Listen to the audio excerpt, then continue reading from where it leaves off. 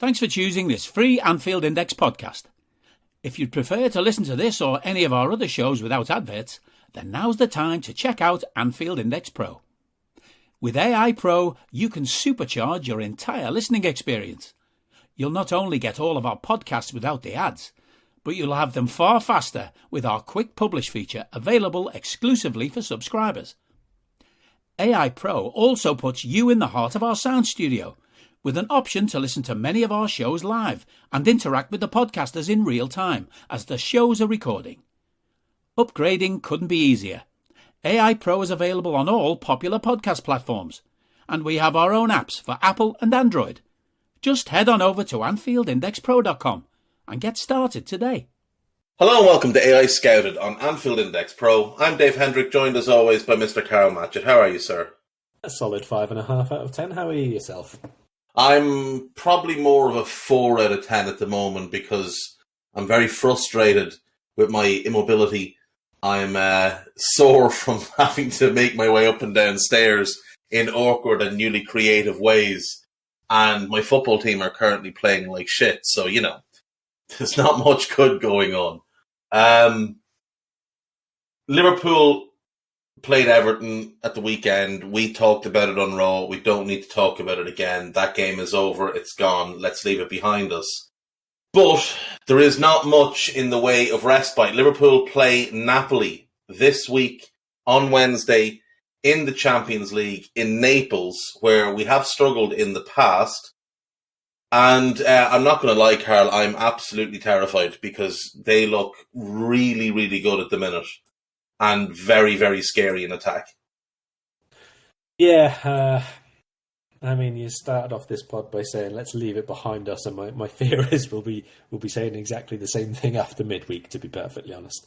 They are not just in good form, but they look really cohesive already. They've got a really good structure already. They've got new signings who are not just gelling, but excelling already. They've got just a really, really very fun-looking sides. I mean, Napoli, we've played them a good few times, and it's always been like a real grind. It's been a horrible match. It's been something where you just cannot get started in your own football, and you have to just put up with them doing what they do. But this is a different Napoli team now. This is a really much more adventurous-looking side, a much more open at times. I will say that. They do look a little bit more open, but overall, they've got a really good balance. They've got key players who just look at the top of their game, better than I've ever seen them. And they've got one player in particular who we will get to in due course who looks better than most players I've seen this season, to be perfectly honest. He might well be the best player in the world right now. Oh, Jesus Christ. Consider this is a guy who I had watched, let's say, twice, I'm going to say. Maybe more than I hadn't noticed, but probably just twice at international level, never at club level, and is suddenly Ballon d'Or position number one at the moment. But we'll get to that. Yeah, I mean, his name stands out a mile, and because of that, it was quite, one of those kind of fascination things. Well, who's this kid that people are talking about? And he was playing for Rubin Kazan, so I wasn't going to sit and watch Rubin Kazan games. So I remember spending probably 3 hours watching every compilation I could find of him, watching bits of him on Wisecout, and thinking, geez, this lad might be something. I don't know what he'll be, but he might be something. He's 6 foot, he dribbles really well. He's got a rasper of a shot off his right foot. It'll be interesting. And then he sort of just dipped out of my consciousness, and all of a sudden he was signing for Napoli in the summer, and I was like, oh, he's interesting. I wonder how he'll do, going there to replace Insigne. So you'll note I haven't attempted to pronounce his name yet. I'm saving that delight for later because I will butcher it. But Napoli had a massive summer this year, Karl, and a lot of important outgoings. Lorenzo Insigne, club captain, club legend, he's gone. Fauzi Gollum, he's gone. Dries Merton, another club legend, he's gone. David Ospina, he's gone. Kalidou Koulibaly, another club legend, he's gone to Chelsea, obviously, and has had a little bit of a ropey start to the Premier League, it must be noted. Fabian Ruiz, I think, is a massive blow to them. He's gone to PSG. And Adam Unas, who'd been on loan a few times. But coming in the door, Matthias Oliveira, Uruguayan left-back, really good player. They made Zambo Anguissa's deal where he was on loan last season. They made that permanent. Our friend from Georgia, they signed him for €10 million, bargain. Leo Ostergaard, who's a really good centre-back, was at Brighton, had loans at Stoke, Coventry and Genoa, and was pretty impressive on them all. I don't know why Brighton sold him, and especially at that price. Kim Min-jae was the big defensive addition. He arrived from Fenerbahce and to replace Koulibaly, and already looks impressive. Salvador Sirigu, experienced goalkeeper, he arrived on a free. Giovanni Simeone, son of Diego, he's arrived from Hellas Verona on a loan with an option to buy. And then the two that are really interesting to me anyway. Tanguy Ndombele, in on loan from Tottenham. Immensely gifted, but obviously it didn't work at Tottenham, and there's been question marks about his work ethic and things like that. And Giacomo Raspadori from Sassuolo, who's one of the most exciting young players in Serie A. And they've gotten him in on a loan with an obligation to buy next summer. And I think they've done brilliantly bringing in players to replace the legends that they lost and actually improve the squad as a whole. Yeah, I agree. I suspect that maybe they're actually a little bit ahead of where they thought they might be at this point, considering the number and the standing of some of those players. I mean, even if you just consider Koulibaly, Insigne and Mertens alone, that's a hell of a dressing room to replace, let alone what they've contributed on the pitch, obviously. But I think probably one or two of them have maybe started much better than they could have possibly hoped for. I think Kim has been sensational in defence. I mean, I hadn't seen too much of him, to be fair, while he was at Fenerbahce, but he is absolutely massive. He's really good in the air. His positional work, I think, can maybe improve, but maybe that's a little bit to do with, obviously, a new partner. He's partnering Rahmani at the back most of the time. So I do like the partnership, what that gives them. Really, really strong, the two of them. Really, really look good, to be honest. I just think there's a very, very good balance in the team. But a lot of that does come from, and I suppose we best move on to him now and discuss him a bit, Kvicha Kvaratskhelia. So a Georgian international already. He's 21 years of age. He plays left wing for them more often than not, but that's just a starting role for them. He will pop up in a 10 role sometimes. He will run beyond the forwards. This is a sensational player. Very, very explosive. Very, very impactful in short bursts at the moment. He's very much the conduit for them in attack. I want to touch on one midfielder in particular shortly, but let's just stick with the front line at the minute because that's what's undergone the biggest transformation. And Kvaratskhelia, I think, is a very, very difficult player to stop. He's definitely right-footed, but he's very happy to go on the outside and go left foot for a shot across goal. You mentioned his shooting before. It's an absolute thunderbolt. He loves a strike from range. But even from like close in, he's a decent finisher, and he will still hit it really hard. This is a guy who, I mean, you mentioned watching compilations of him. I can imagine that they are very, very easy to do because he is he's such a an exciting visual player when he's on the ball. His movement is pretty good. He picks places in between the lines to pick up really good space. He's not just very one-dimensional at all with his play. He's not just an inside forward who's going to cut in and shoot. That's not his game. It's a big attribute of his, but it's definitely not what he is all about.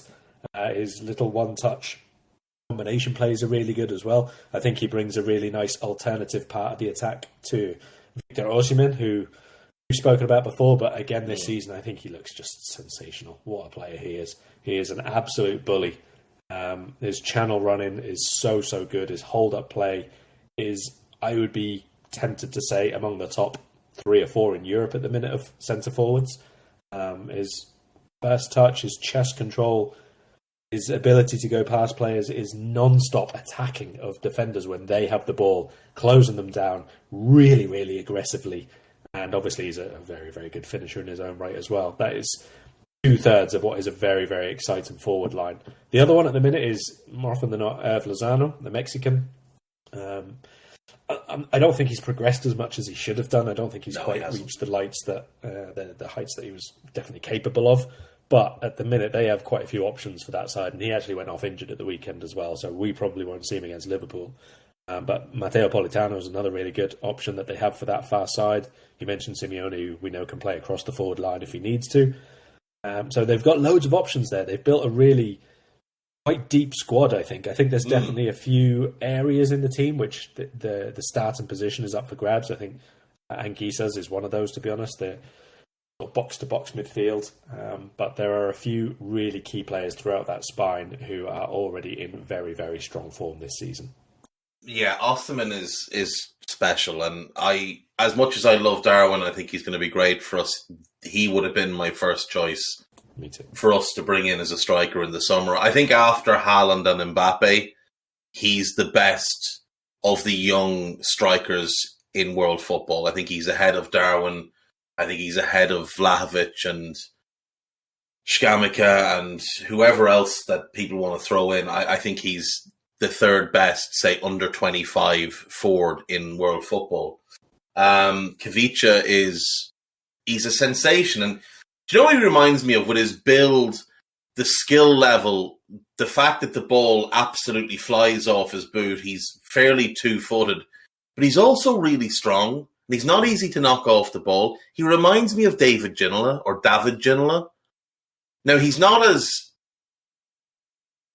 There was a grace to Ginola that was just quite unique and an aura about Ginola when he picked the ball up. But there's a lot of Kavica's game that reminds me of him. Like you said, Chucky Lozano's been playing on the right and he has stagnated. Napoli was the wrong club for him to go to because he went to a club with Dries Mertens and with Insigne, and it was tough for them to play three small forwards. And then obviously when they got Osimhen, things changed again, and he was sort of in and out and playing as a rotation player. And he just didn't develop the way he was expected to. Now, my expectation is that Raspadori will nail down that spot. I know he primarily played on the left at Sassuolo, but I think he'll play on the right for them. And he's a really good crosser of the ball, so that could be worthwhile with Osimhen's aerial ability. Zielinski's playing the 10. I think that's a good role for him, but I also think it could be the best role for Ndombele in this team if he's to become a first-choice starter. And they do have an option to buy him for, I think, 30 million euros. But Zielinski offers a lot of pressing. He's decent on the ball, good off the ball. So it's a very formidable front four on and off the ball. Players that can offer quite a lot. In central midfield, then, you've got Anguissa, who started the season a little bit iffy, but I think is a really good player. They've also got Elif Almaz, who I like. He's the Macedonian international. He's a good player as well, young midfielder. They brought him real young. He can come in and add quite a lot. And then they've got Lobotka, who's sort of... I suppose he's the one that does a lot of the dirty work for them. And I think he's been sensational. He has been unbelievably good this season. It's taken him... He's been at Napoli now 2 years, and it's taken him a little bit of time to really... kind of find his groove, but since the start of this year, I do think he has been tremendous and really started to show why they spent quite a lot of money, 20 million, to bring him in a couple of years back. Yeah, I mean, they've sort of flitted between 4-2-3-1 with the 10 as Zielinski and a 4-3-3 as well. Against Lazio at the weekend, it was quite notable. As soon as they lost possession, it was very much a 3. And then Lobotka is your deepest one there, your 6.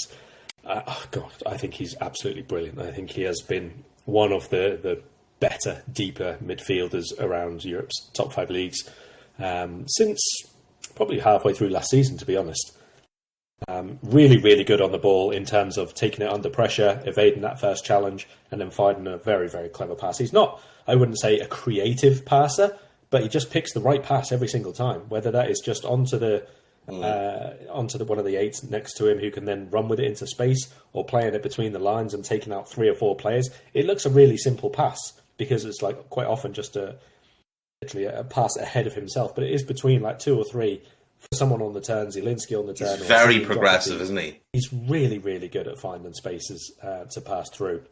And he doesn't mind holding on to it at all. You know, he's perfectly happy to turn away from a challenge, turn away from another one, and then go simple to someone else who's in space again. And it's one of the key ways that Napoli are able to progress from, you know, being in defensive possession to building counterattacks then, or building from possession from deep as well. He's a really, really important player for them. He is quite small for in terms of the stature that we would normally look at for a big, powerful defensive midfielder and all the rest of it. But he doesn't lack for any defensive awareness at all. His positional play is pretty good. He's very reserved with his positional work, I think, in terms of when Napoli are breaking forward, obviously, and trying to counter with numbers. He's still quite level-headed about where he goes, which was not really the case when I watched him at Celta Vigo before he went to Italy, obviously.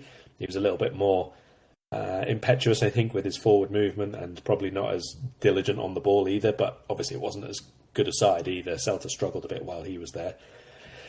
So yeah, I think the Samuel Anguissa is probably the one which is up for grabs the most at the minute. Like you say, he's a very impactful sort of box to box when they use him in the three, especially.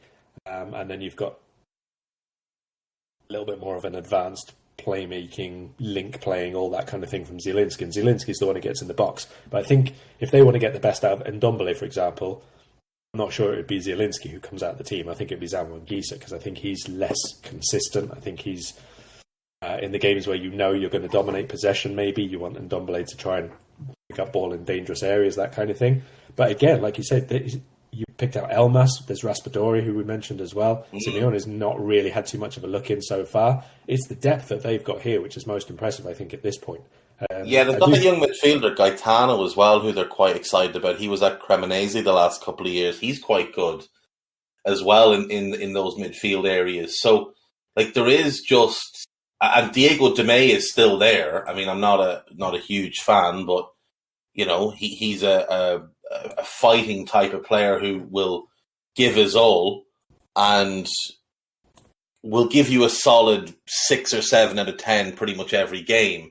So they do have a ton of options in the midfield and attack, which wasn't the case for Napoli over the last few years.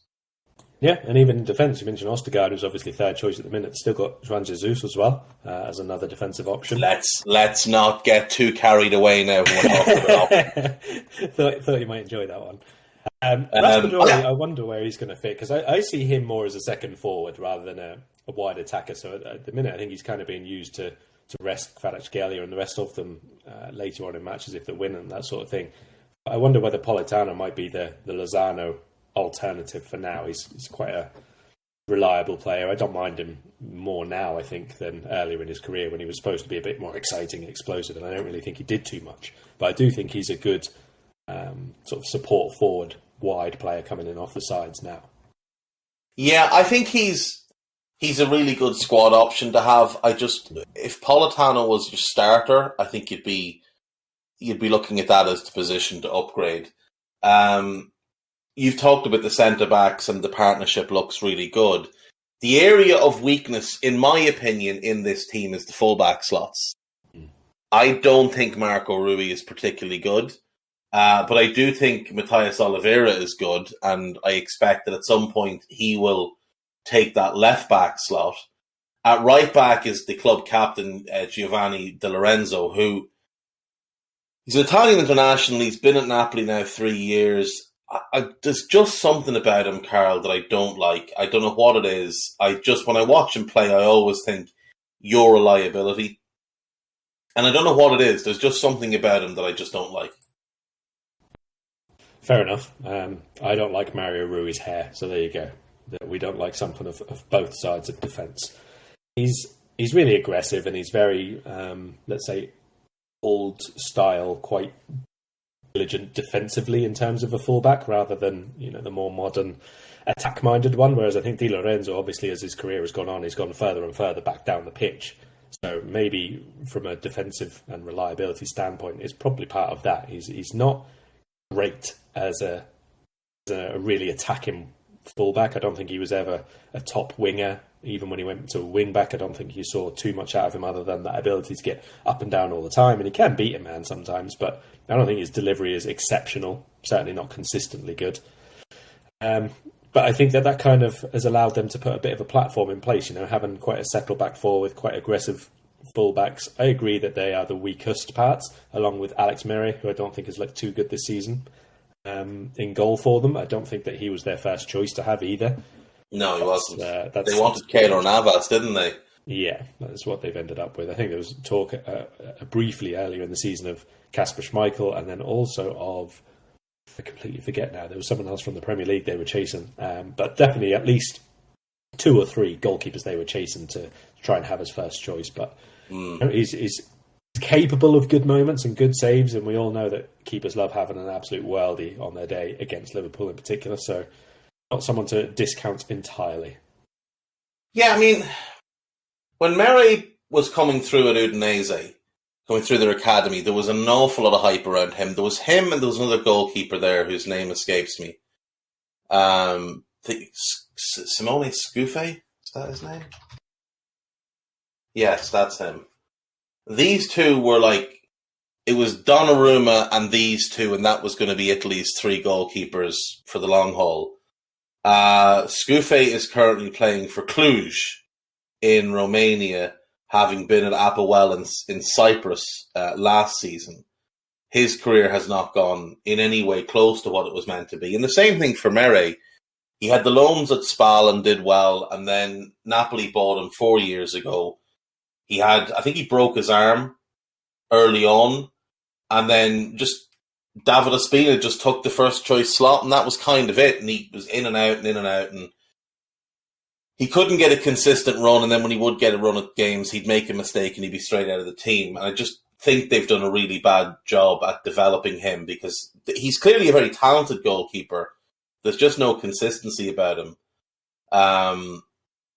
Their backup options now, Sirigu, I mean, I don't know if you watched much of Genoa last year, but he was absolutely appalling, having had a really bad season at Torino the year before.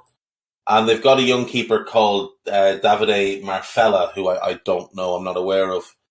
They brought him in from Bari a year ago, apparently. So goalkeeping is definitely the goalkeeping area is definitely something that they will need to address moving forward. But look, this is a long-term plan for them. They seem to be very happy with what they have and comfortable with what they'll need to bring in. Like I said, it may be that I think they already have their future left back in Oliveira. So if you were looking at this team and wanting to build it out over the next couple of years, you'd trigger some of the options that they have to keep the players they have on loan. And you'd probably just look for a goalkeeper and a right back and be really, really good, like title-winning good, potentially. Yeah, I think that in particular because Serie A is quite open this season. I think it's, again, the most wide-open league of the top 5 ones by quite a considerable distance. I don't think that there's an absolute standout there in terms of a squad which is so much better than everybody else's.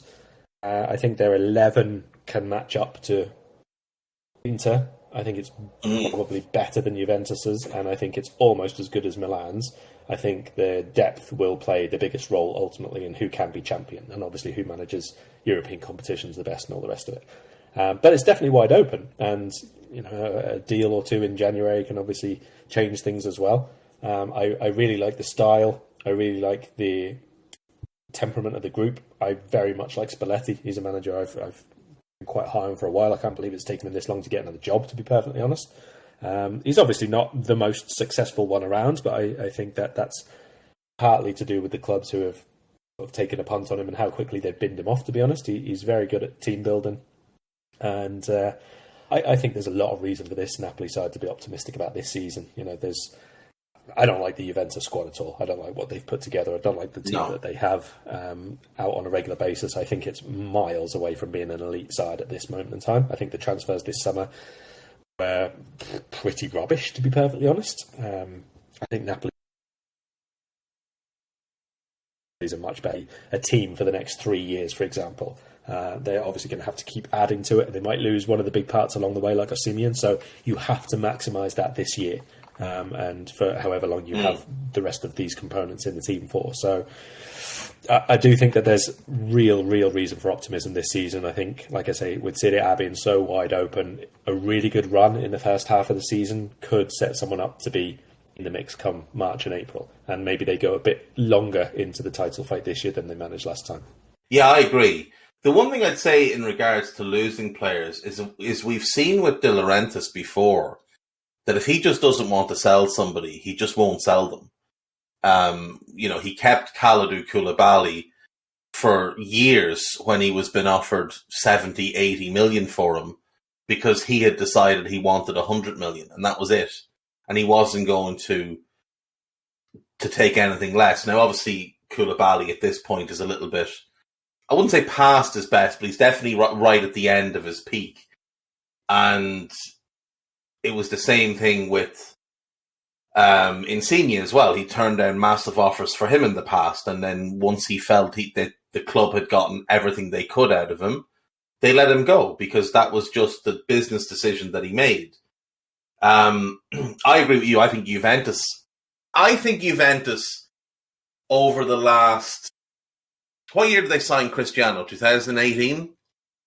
I would say over the 4 years since, they might have been one of the worst run big clubs in Europe in terms of, not to the extent of United, who've obviously just been a train wreck, but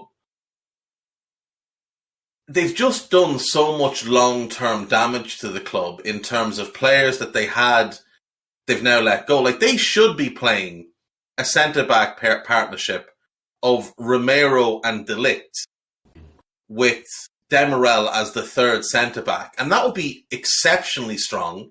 And you could build on that for the next 8 years. And all of them are gone. And they're still playing Bonucci, who's years past his best.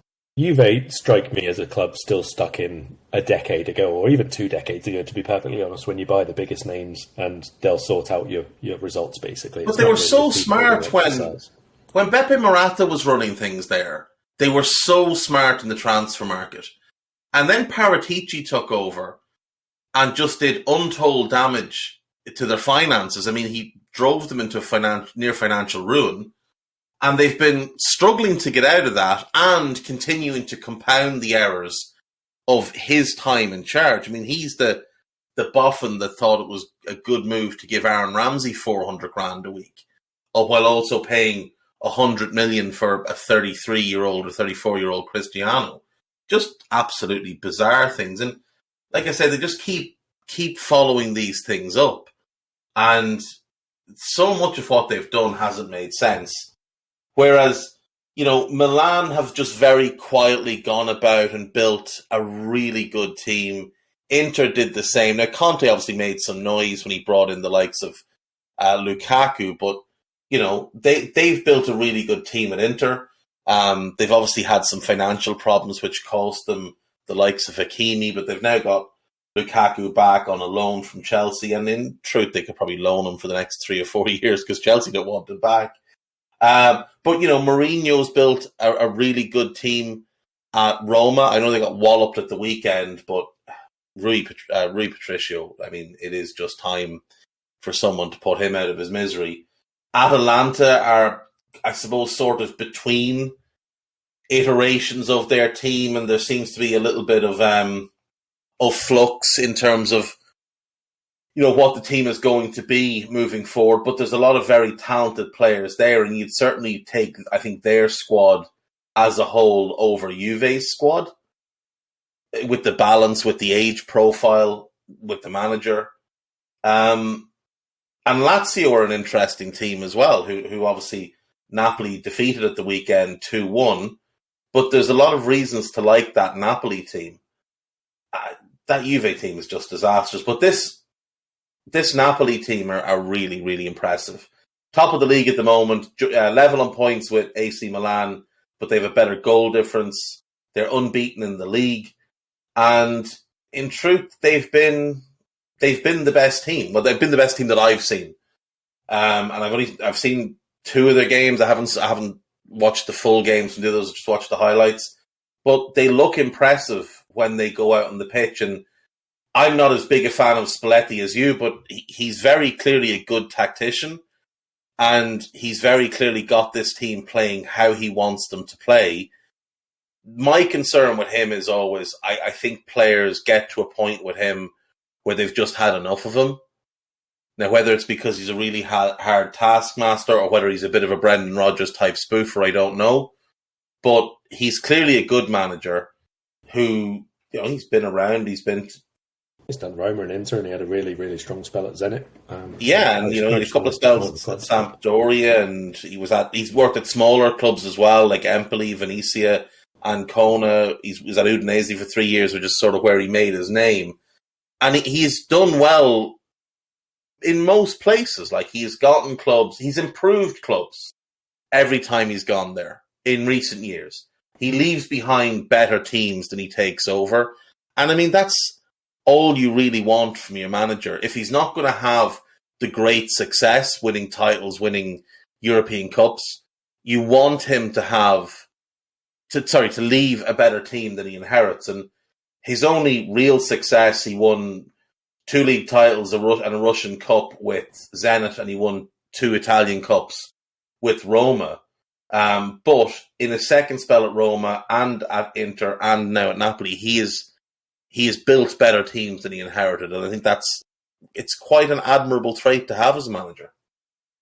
Yeah, that's what I say. I do think that his biggest trait really as a coach is his team building. Like, he's always been able to put his sort of way of playing very, very quickly into a group. And I wouldn't say he doesn't make any waves at all within the group, because within the playing squad, because he has done, definitely.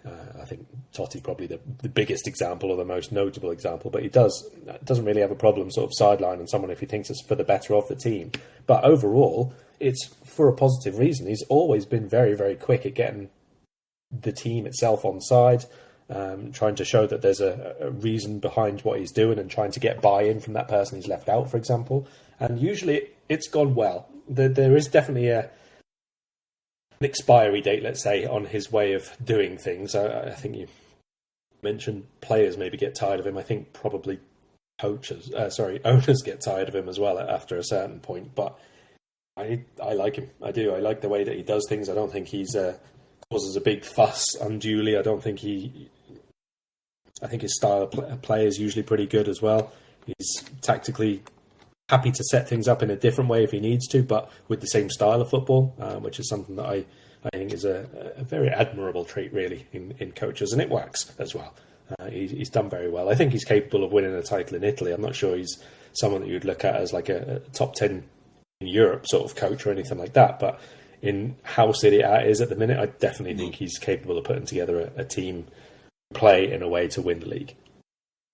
Yeah, and I mean, this is going to be probably his best chance because, like you said, Serie A is wide open. It is by far the most competitive of the. I think it's fair to say it's a big 6 of leagues now. If we're going to include France, we have to include Portugal, and in Portugal, it's Porto, Benfica, and Sporting. It's a closed shop. It's not even this season Sporting. Let's be honest.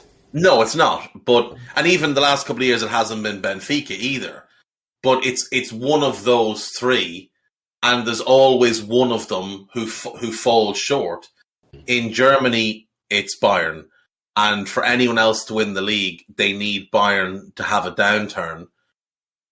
In Spain, it's the big 3, and even at that, Atleti, it takes a hell of an effort for them to get to the level of Real and Barca.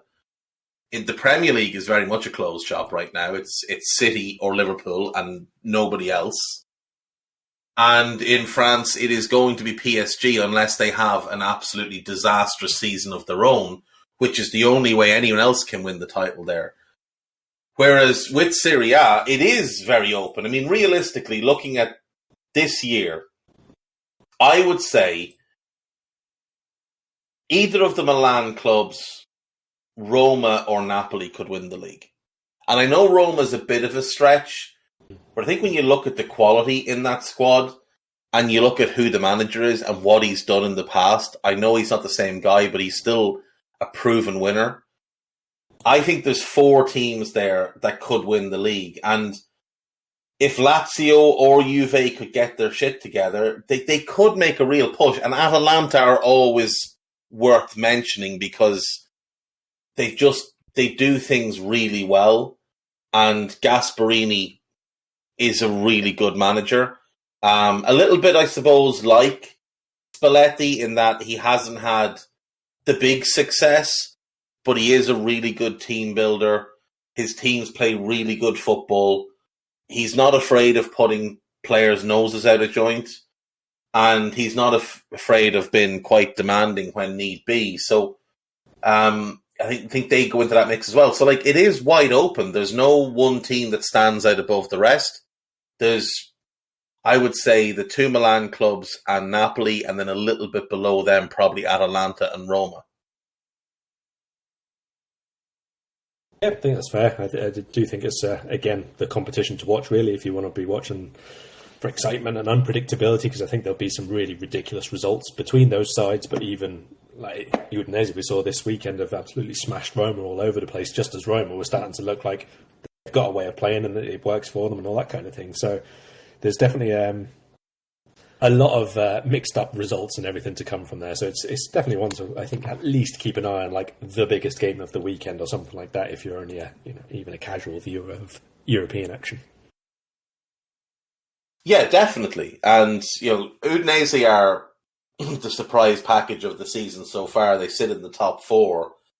Andreas Sotel, who was a journeyman player and very much a journeyman manager, took over this year in June and has had an incredibly good start to life as Udinese manager. And Udinese have had some really disappointing seasons in the last couple of years. They were 12th last year. Season before that, they were 14th, 13th the year before that, 12th the year before that. This is a team that would regularly challenge for a European spot and often get a European spot back in their heyday, some of which Spalletti was the manager for. So yeah, credit to them. They have turned things around, and it just makes it very, very interesting. It really does make it interesting. Right, let's talk about Liverpool then. So our injury situation, well, we do a little bit. Our injury situation is getting better, Karl. That's what we know. Now, we got news yesterday that both Naby Keita and Alex Oxlade-Chamberlain have been left out of the Champions League squad. Ox, I think, was predictable because of the injury. Naby, though, I mean, it's just so vague. It's a muscle injury. Well, what muscle is it? Like, what's actually wrong with him? With Ox, we know it's a thigh injury. What injury does Naby Keita have that means he cannot play in this season's Champions League? It seems like a very strange decision to leave him out, unless it's quite a serious injury. Or there's something else going on, but let's not speculate. Ibu is out. Klopp says he should be back around the international break, which is a lot longer than Klopp originally said he was likely to be out for. Caoimhín Kelleher, they're hoping to have him back in the matchday squad soon, but they don't know when. Thiago, Klopp has said, will return to training on Monday, which is today. Now, I think this game will come too soon. I think he'll be looking at the weekend. Henderson's out for God knows how long. There's never any real timelines with him because sometimes he recovers really quickly and sometimes he takes an inordinately long time to recover. Fabio Carvalho got a dead leg. He should be okay. Ox, like I said, out for a while. Calvin Ramsey, I'm not sure actually exists anymore. I think we might have been tricked. I think it might have been some sort of long con that was played to pretend that this guy existed and then just, funnel the money out of the club in some nefarious way. And then Naby. So things are getting better. Thiago being back, Jota came off the bench at the weekend is obviously a nice big boost to get. Darwin's back from suspension. It's still not ideal, but it is improved. What are you looking for Liverpool to do in midweek against Napoli? Because the performance against Everton wasn't acceptable. Are you looking for a big response, or do you think the only thing that matters is going and getting a result? No, I think we have to concentrate on getting back to playing as we should be, to be honest. I think this is going to be a really difficult game to get a result from in any case. I think there's a bit of a decision to be made in terms of how we want to set up off the ball and trying to pick players accordingly, because I can't imagine that really came too much into the equation against Everton, judging by the midfield that we picked. Don't know why we are not producing the same sort of energy levels in terms of the short, intensive sprints that we're used to seeing, the pressing very, very high up with the second and third line very close behind them. There must be reasons for that. The coaches must know what the reasons are for that. And if that is the case, we shouldn't be trying to play in the same way as we have done previously. One or the other thing has to change. Either you can and it's just not being done and therefore you have to fix it and make sure it does happen, or you cannot and you know it can and therefore we need to find a different way of attacking and as a knock-on effect of that, of defending. Because if we don't have the relentless pressing and the group hunting and all the rest of it, well then we probably shouldn't be playing with quite such aggressive number 8s, and then we probably shouldn't have such a high upfield defensive line. It's got to be all in tandem. That's how we know it's something that works for us, even if it's not quite the ordinary way. That's how we've been able to get so close to winning so many titles. But if we can't do any one part of it, the whole thing falls apart. We've seen that over and over again. So I would like to think that another really pretty disappointing performance, to be honest, in the derby, in a big match. It should sort of be the nail in the coffin as to what we do in this season, to be honest. There has to be a decision made at this point. And if we are supposed to be doing things the same way as we have done all the time, I expect to see changes. I don't think it's okay just to point to injuries that we've had and all the rest of it. I know that these things all do have an impact, and I spoke about it in terms of maybe not having the impact on players to put in the best performance levels because there's not the competition for places and all the rest of it. But you still have to provide more than we have done so far. It's still not enough,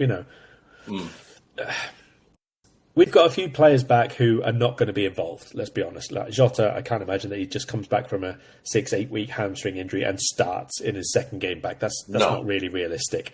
Even if Henderson or Keita were available, they wouldn't be playing in this game because, again, how we bring them back is not normally just to throw them straight back into the lineup. They're players who need like a few days in training, then they might get a bit of time off the bench, then they get the next week as much more of a full-on training week. That's how we've done it historically with this group of coaches, with the manager, with the sports scientist people that we have, obviously. Yeah, I mean, Klopp always says he wants them to do a certain number of days training before he'll consider them available to play because he doesn't want to re-injure them. So, like you say, if Naby and Henderson were miraculously fit tomorrow, I don't think Klopp would even consider them as options for Wednesday night. Darwin started, to be honest, for the same reason. Like, I know obviously it's not been injured, it's a different type of absence, but for similar sorts of reasons, I thought it would be 60 for Firmino, 30 for Darwin off the bench. But the centre forward one is kind of neither here nor there. I think we need to commit to centre midfield being fixed at this point. And whether that means a switch to a double pivot for certain matches, much more fixed rather than just in possession, or whether that means, God knows, taking a bit of a bite on who is going to start in one of those 8 roles or something like that. But it can't be just as simple as picking who's available like we did against Everton. It was just a very, very odd mix, and it did not work, and it was not acceptable. And we can't expect to see Thiago back in for this game, for example. I'd be surprised if he's even used off the bench unless there is a very, very big need for it or anything like that. So I think... Or if we're 3-0 up and Klopp just wants to see the game out, he might bring him on for 10 minutes. But other than that, I agree. I don't think he can play. No, I wouldn't imagine so at all. I mean... So let's talk about the midfield then, because that is the issue. That has been the issue all season long. Like, it's one thing, the lack of sprinting, whatever... But the fact of the matter is we're just not playing well enough. Regardless of whether we're playing with a lack of intensity, we're just not playing well enough. And there are issues in multiple areas. We've seen Salah play far too wide. That needs to stop with immediate effect because I don't care what Klopp says in his press conference, Mo is playing wider and staying wider than he has in previous seasons. Like, his heat map for the Everton game was literally a chalk on the boots winger who just stayed wide, got the ball and slung it into the box. Like, he didn't do anything else other than stay really, really wide. And that's not acceptable. Trent is playing dreadfully, like absolutely dreadful stuff from Trent. The only player down that right who's playing well is Harvey, but I do think it's having a negative effect on the other two. Now, it's not his fault. I just think that's a flaw in the system at the minute. The biggest flaw, though, has been the lack of balance in midfield. And we have seen Fabinho getting unjustly criticised this season for his performances. But when you look at, like, say, passing networks and average position charts, he is playing in midfield by himself and has done since Thiago got injured against Fulham. Milner plays it quite advanced and doesn't have the legs to get back. Henderson plays it as if it's some sort of free role where he can wander wherever he wants and he ends up over on the right wing and gets in people's way and doesn't have the defensive desire. And Elliott plays it very much as a winger. Carvalho played the left-sided role against Everton, and he also played very advanced, almost like an old inside left, as if it was a box midfield and he was the left attacking midfielder. And then on the right, you've had Harvey, who's playing very much as a kind of right winger and in the same areas as Mo and the same areas as Trent. And it's just leaving these massive, massive cavities, both sides of Fab, that he just simply is not able to cover all by himself. And that's why we've continually been exploited through the middle of the pitch. So Jurgen needs to fix that first and foremost. He needs to get balance into this team immediately. And with Thiago not unavailable, but say not ready to start this game, the only option is to start the man brought in on deadline day, Arthur, who is I don't want to call him a Thiago impersonator because that's a bit dismissive, but he's the one that could do the Thiago role and do it well in our team. And if you have him next to Fab, you'll have a bit more solidity, you'll have more progression from the midfield, you'll have midfielders then that the defence can actually pass the ball into rather than Fab by himself and Everton putting one in front, one behind so we couldn't pass to him.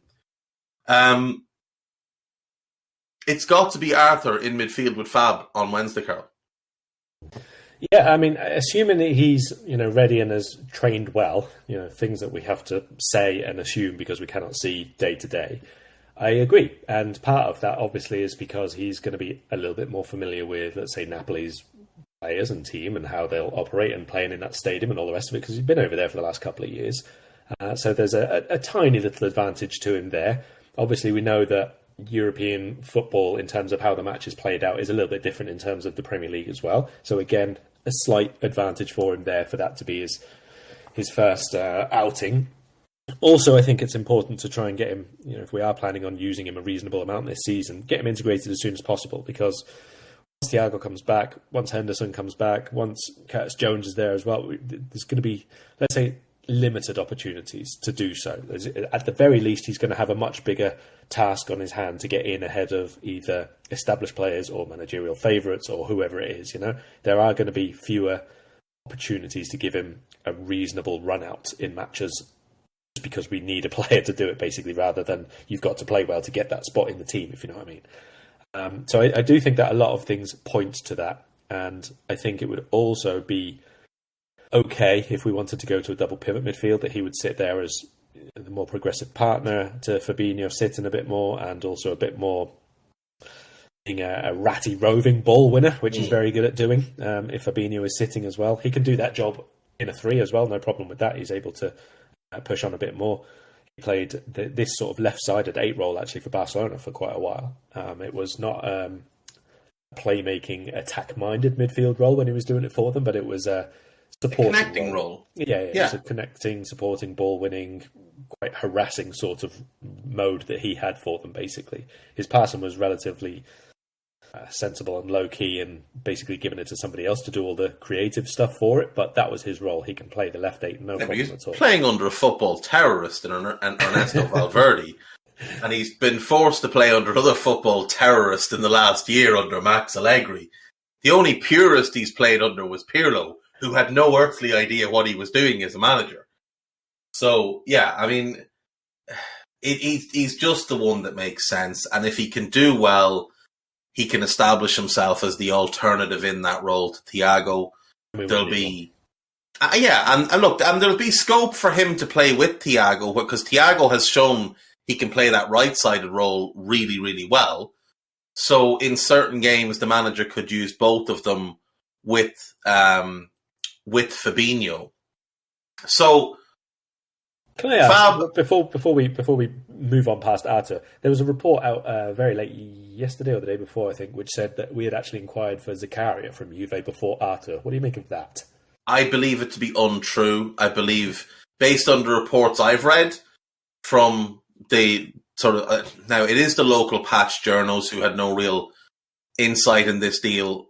It was all coming from DiMarzio, but they've all basically said the same thing, that as soon as the Palace game ended and Henderson was injured, Juve was the first phone call, and this was the player we wanted.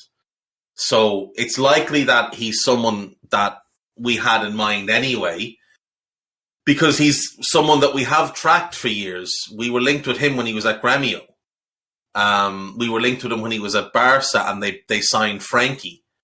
And there was talk that he could be the one that gets pushed out. So I think we've probably had our eye on him for a while. It's obviously looks like a panic signing because we brought him in on deadline day, and we were probably going to sit on our hands if Henderson hadn't gotten hurt, despite the fact we were screaming out for a couple of midfielders.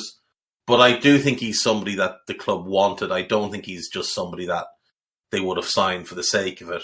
Zakari is a good player, but for how we play in midfield now, Arthur's just the right fit, because we have built a machine that only Thiago really knows how to operate. Naby can fudge it, and at times fudge it really well, but it doesn't look the same as it does when Thiago's at the controls. Whereas, imagine it's a performance of, I don't know, Hamlet or something, and the main actor is not there.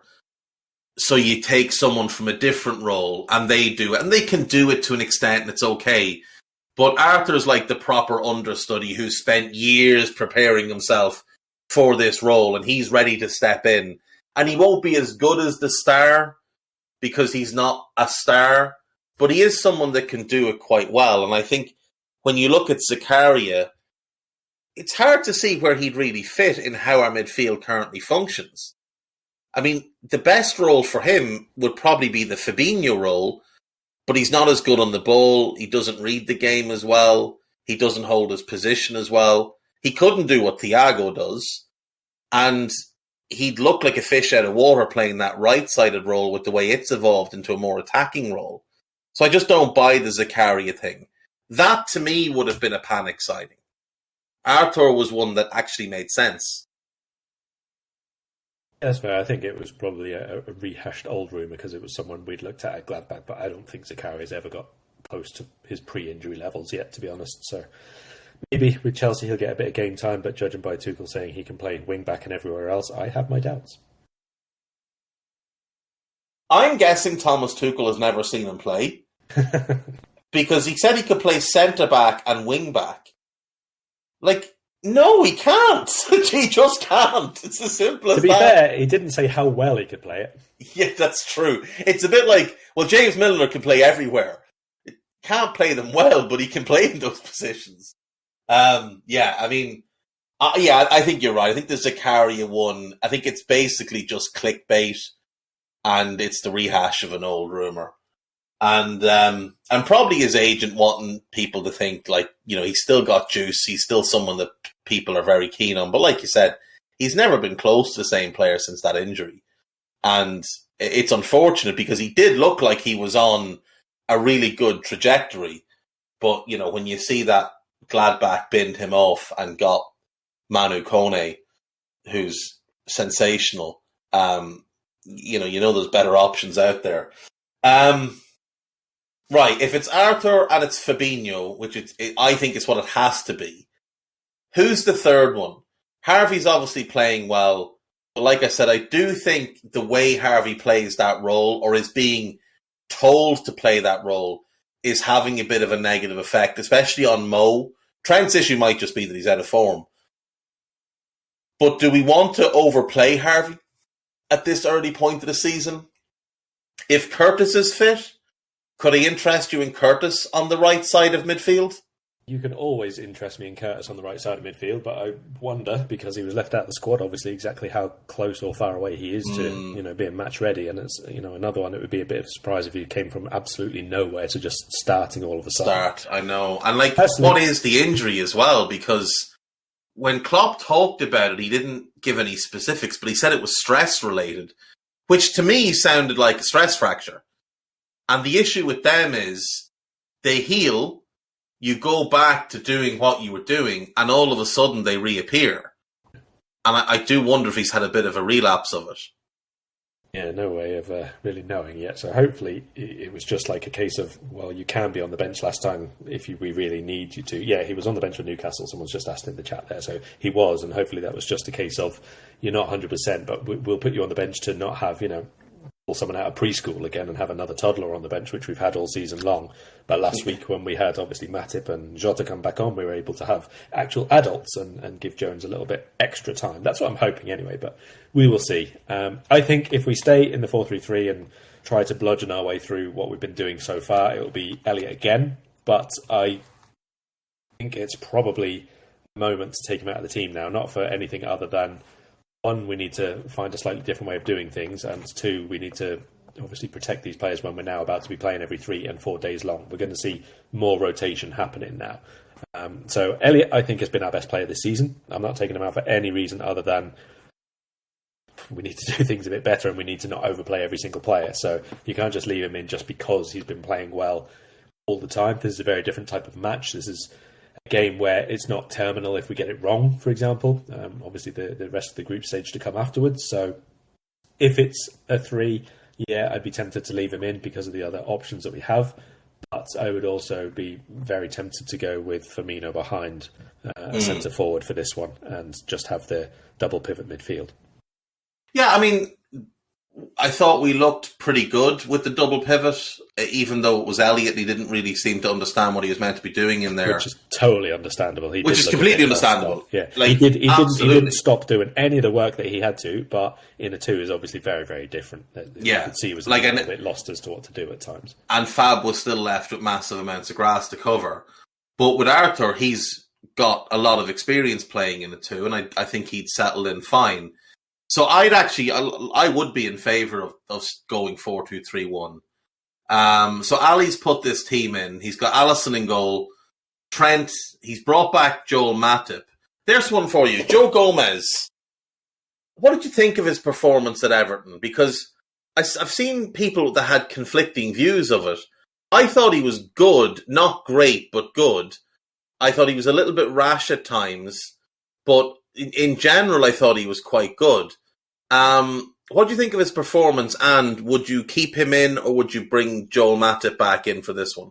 But Joel for this one, for exactly the same as I said before, we probably need to start changing a few players around at the minute. And I said that to Guy before the Everton podcast, I'd like to change one defender each time for the next couple of games. So Tsimikas was my pick for Everton and Matip for this one.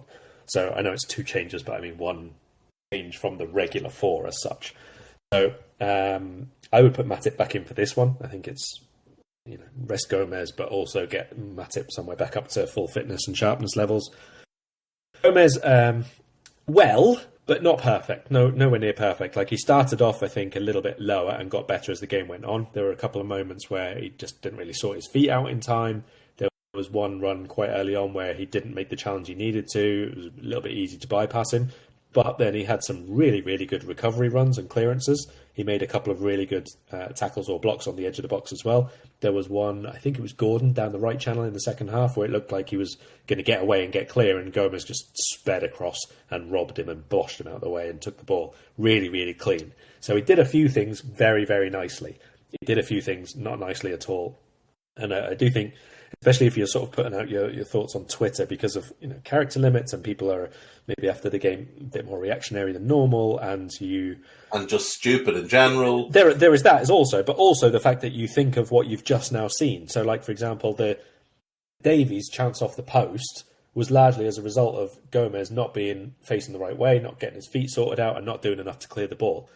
That was like much earlier on in the game, and after that he did 3 or 4 really good bits, and they didn't score that goal. So it kind of gets overlooked as well that was his role in it. So I thought he played well. He was probably overall among our better performers on the day in terms of the outfield players, but it wasn't a perfect performance, and it wasn't a performance that, say, Liverpool were in normal good form, I would want to keep him in because of. It wasn't that good. It was decent, but not great. Yeah, I think that's very fair. I think it was, it was promising. This is a guy who's barely played in the better part of 2 years. I wouldn't be surprised if this is what we see now from Gomez, like from this point onwards. Like that's the kind of level that he might be at, let's say, because I don't necessarily think he's going to get, a 2-month run in a team again anytime soon at all. And I think it's very difficult to find your best level or the level you were pre-injury unless you have that. But there's so much need now for us to be really good, and obviously the team's not playing very well, so I wouldn't be surprised if we see that level of performance from Gomez going forward. If he's not the starter all the time, he's good, and most of the time it should be good enough to help us either keep a clean sheet or win, but it's not elite. No, I think that's fair. I really do think that's fair. Right, so Virgil will start. Would you stick with Costas, or would you bring Robbo back in? I'll probably stick with Costas on the balance of what we've seen so far. Yeah. So I expect. And I actually think the 4-2-3-1 was suiting Costas more than the 4-3-3 as well. Actually, I think you said it on Raw as well. He seemed to have his best spell from half-time up until when he got taken off. Yeah, we did. So, the balance and the overlaps were definitely better at that point. So I'd be inclined to keep him, but I expect it will be Robertson. Yeah. Robertson needs to get his shit together. So does Trent. But there's no alternative other than to play Trent, unless you want to play Joe Gomez at right back. Again, if he hadn't just been playing all those games at centre-back, I probably would say okay, but maybe not now. Maybe it's okay because most of them have had, obviously, a week in between, and this is the first one with 3 or 4 days, but... He might also be a bit better suited to dealing with Kavica as well. Do you reckon? I don't think he's been quite there with his challenges, to be honest, one-on-one challenges, and that's the best thing. No, but I think his pace, his strength, and the fact that he won't commit to being as high forward as Trent will, won't leave big gaps in behind. So it'll be Trent. Our right back is the biggest problematic thing we face at the minute because of Trent's form and the lack of alternatives. But it's another reason also that I'd have Matip, because I think he's a bit better in terms of his positional work of where he sits inside the right back when players are cutting in on him. Yeah, so if we say Ali, Trent, Matip, Virgil and Costas, I don't know why I called Matip by his surname and the rest of them by their first names, but I did. In midfield, Fabinho and Arthur. I think that's the two to go with. I just start that two, and let's see what they can do, and let's see what Arthur can do in this game. Like you said, there's a lot of things in his favour. Champions League pace is slower. It's an Italian club, a club he knows. He'll know the players. He'll know pretty much everything that needs to be known. And obviously, our team are fairly familiar with a lot of these Napoli players as well. The three behind the striker, then, I don't think there's any options here. I think it has to be Salah, Firmino, Diaz. I don't think we can leave Mo out. I don't think we can leave Diaz out. I don't believe Jota is fit enough to start. He didn't look fit when he came on against Everton. No, he didn't. And I think Darwin has to be the 9. The only alternative I would suggest there is you could go with Mo as a 9, just to see how that one pans out this season, to see if we can get him a bit more. Play Harvey right wing. Goal. Exactly, yeah. Yeah. Yeah, I mean, it's an option, but I think when you've paid the money we paid for Darwin, you kind of have to get him in the team and firing the way City have done. Like, people are making a big deal, obviously, out of the fact that we're adapting to playing with a number 9. So are City. And City's results haven't been perfect yet, but they've been a lot better than ours. And their performances have been better than ours. And what they've done is they've just played the way they play. And then Haaland is like an extra bit on top, where they're creating the same chances that they always created. It's just that they've now got him in the box to finish them. And I do wonder if we need to do something similar.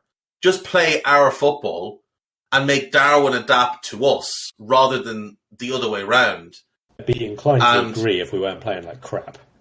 Yeah, I mean, there is that factor as well. So maybe in the short term, the best thing to do is to try and just, put everything on his back and get him in positions where he's going to score goals and hope the rest of the team come around. Diaz, I think Diaz has started the season pretty well. Bobby's in decent form. Fab, I think Fab's been much better than people have made him out to be. So I don't think it's as catastrophic. I think it comes down to 3 players. Well, no, sorry, it comes down to 4 players.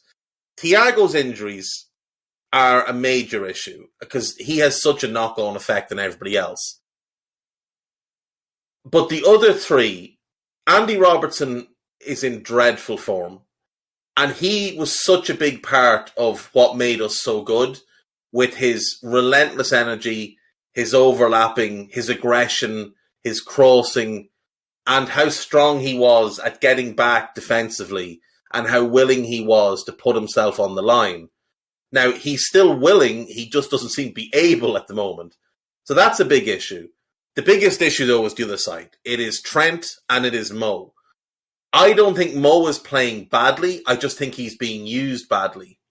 Trent is playing... I mean, I don't want to say it's the worst form of his career because he had an awful start in the 2021 season. Remember, he got COVID and he was absolutely shocking for like 3 months. And then he kind of got over the long COVID part and was back to being Trent. It's there with that in terms of how bad he's playing.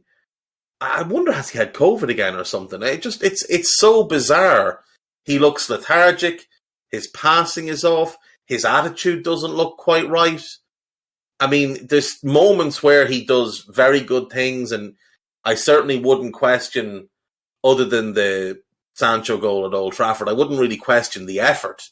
But he looks like he's getting pissed off really quickly in games. And we've seen in the past with Trent, when people got him wound up and he started to narc at referees and bite back at players, he would lose focus. He just seems to lose focus really early in games.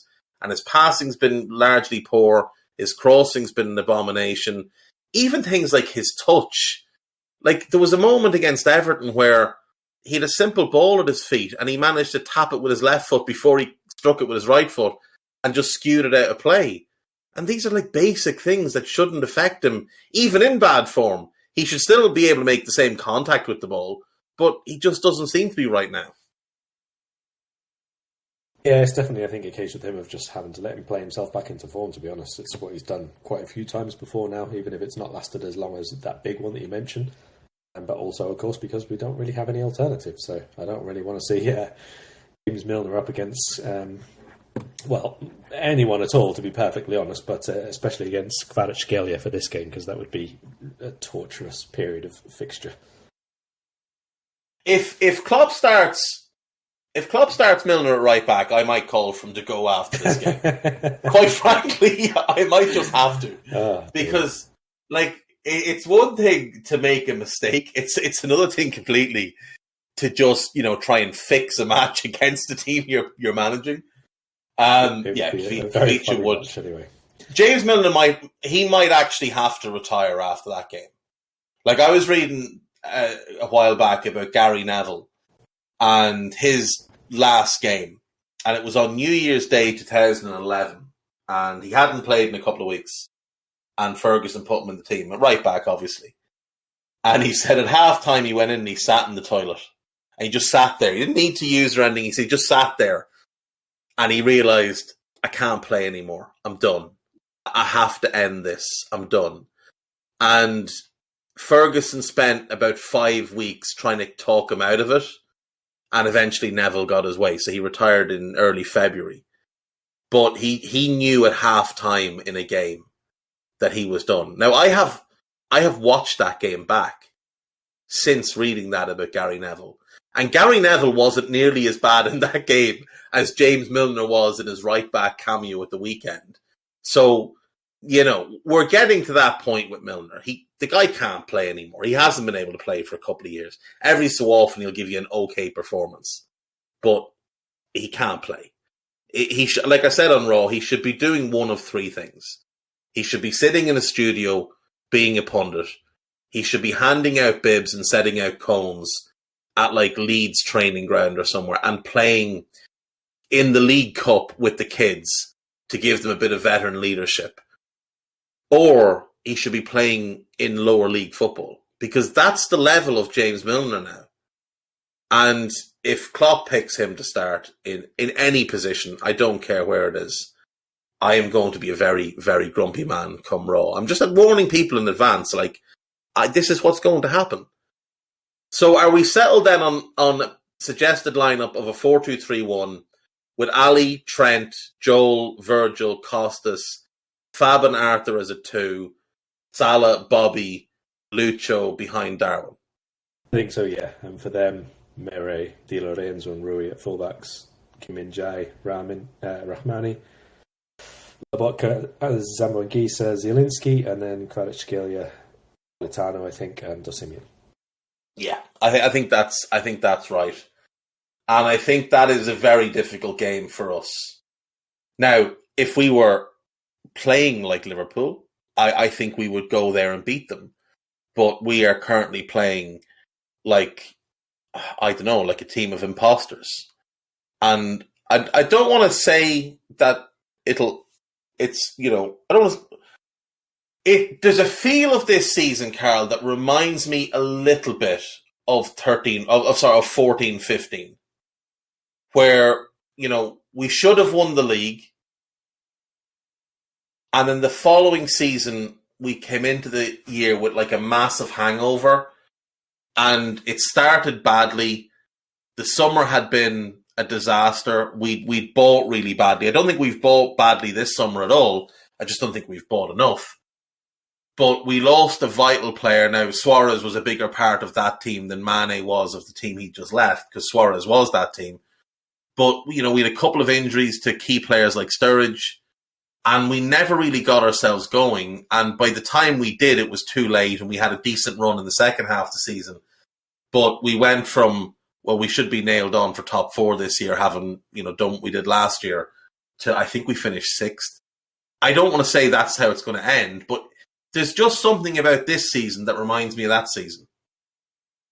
Well, hopefully you get that out of your head very, very quickly, because I don't want that for the next 9 months. No, neither do I. Neither do I at all. It was horrible that year. And obviously, by the end of that year, Rodgers should have been sacked. There's no suggestion that Klopp should be sacked at all. And even if we do have a bad season and finish 6th, I don't think it would be reason to move on from Jurgen. I think the only way Jurgen would leave the club would be if he decided that I can't take this squad any further than they already have. But there's a weird feel about this season. Now, look, all it will take is Trent to rediscover his form, Mo to catch fire, and Darwin to start banging in goals. And we could easily run our way up the table. Like, the frustrating thing, I think the biggest frustration I have this season is that we have had, I think, before the season, when the fixtures come out, most Liverpool fans looked at the first 6 games and thought, that's 6 wins. That's 18 points. And if we had those 18 points that we should have, we would be 4 points ahead of City, because they've had a couple of wobbles. Instead, we're 5 points behind them. And they're, in the same situation as us, trying to transition to a new way of playing with a with the number 9. It's just that their handling there is a lot better. They've also got some injuries, not as many as us, obviously. But, you know, Merrick Laporte is a massive loss for them. Kyle Walker's had some injury issues and he's played through them a bit. Calvin Phillips has been out. Aki was out for a couple of games. But them dropping points makes our failure to capitalise even more frustrating for me. I don't look at it as like, oh, it's okay that we drop points because they did as well.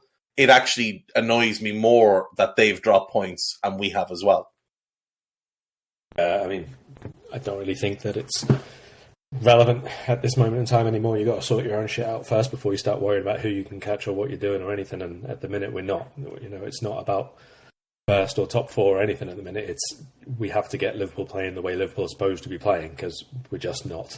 That's really all that matters at the moment. And it's not just for the Premier League, but for all the other competitions as well. Because as much as people might not care or might care about the cups, we're defending them this year, and you can't go into a competition if you get a championship or a lower half Premier League side and start defending your tournament and all the rest of it by losing 3-1 because you're playing rubbish and the players aren't there and the system's not in order and all the rest of it. So it just has to be sorted out. Game by game is all we can do, and obviously for the players themselves, training session by training session all the day. But it has to be an improvement from this point because the start of the season has been so many miles below par. The fact that we are actually only 4 or 5 points behind City at this point is quite honestly a nonsense compared to how we've actually been playing, because I think we've been miles off it, absolutely miles off it. James Milner says, I feel good and you're a long time retired, so I want to keep playing for as long as I can. And let's face it, there are worse places to be playing football than for Liverpool Football Club. That's fine, James. That's fine. You are a long time retired, so go and play for like Coventry or somebody. But, you know, you can't play at our level anymore. It's just as simple as that. Right. Predictions, Mr. Matchett. Predictions. 2-1 Napoli. What say you? 2-1 Napoli. 2-1 Napoli. The only reason I see us getting anything out of this game is if we change quite a lot of how we've played so far this season. Yeah. I'm going to go 1-1, but I do feel like a defeat here is the likely outcome because they're playing really well. They've got 2 attackers in particular that absolutely terrify me in Kavicha and Osimhen. I love him. They terrify me. Absolutely love Osimhen. I mean, I said this at the start of the season. I've seen him a lot more than I had Darwin Núñez, and so there's obviously an element of me choosing who I'm more comfortable and familiar with out of the 2. But by a million miles, I would have chosen him comfortably. The problem is the price would have been. I'm not saying we shouldn't have signed him and we shouldn't have signed Darwin Núñez, nothing like that. Just out of the 2 players at Champions League clubs who Liverpool could potentially look out for the position, I would have had Osimhen a long way ahead of Darwin Núñez for sure. There's a lot of runway for both to get a lot better, but for how he is at the minute, it's not a forward line and not a striker you want to go up against if your midfield in particular is not protecting the defence very well. Agreed. Or if you simply just don't have a midfield, as the case is for us. Yeah. I mean, look, if we'd signed